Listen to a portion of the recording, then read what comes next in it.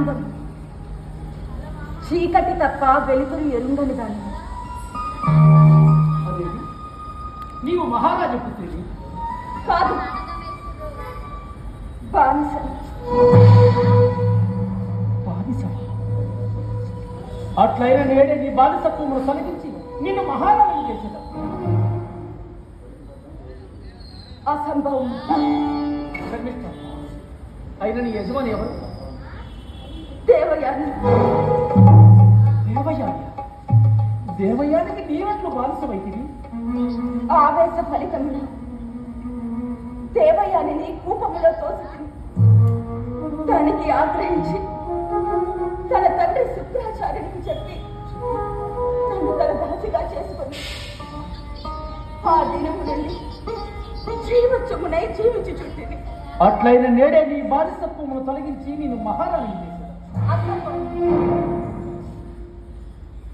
నా బానిసత్వములకు నా తండ్రి సత్యనిష్ట ముడిపడి ఉన్నది. తండ్రి మాటను ఆచరించుట నా కర్తవ్యం.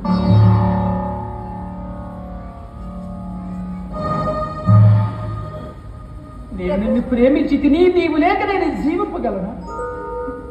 ప్రభు, మీతో పరిచయం నిన్నటిది.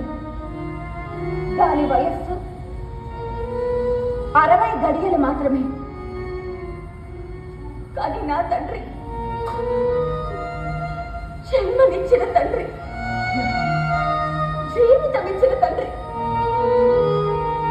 తండ్రి మాటను అనుసరించుట ఆచరించుట నా కర్తవ్యం. మీరు నన్ను మర్చిపోతే ఉత్తమం. ఒక్క మాట చెప్పు, నీవు నన్ను ప్రేమించితివా లేదా?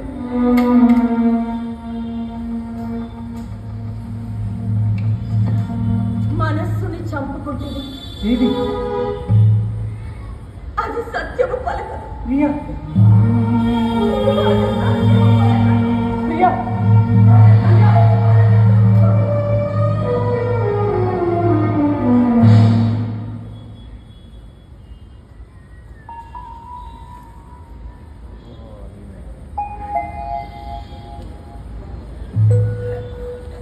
మహారాజా, ఓ దేవయాని నీవా? ఆ పిలుపు ఎంత మధురంగా ఉన్నది. మీ కొరకు అన్వేషించుచు అభిసారకిని వచ్చింది. నా కొరక? ఎందుకు? మీరు ఎరుగరా? సరసలే నాది చెప్పించి సంతసించుకోవాలని ముచ్చటపడుచున్నారు బాబు. సరసమేమి సంతసమేమి ముచ్చటలేదు.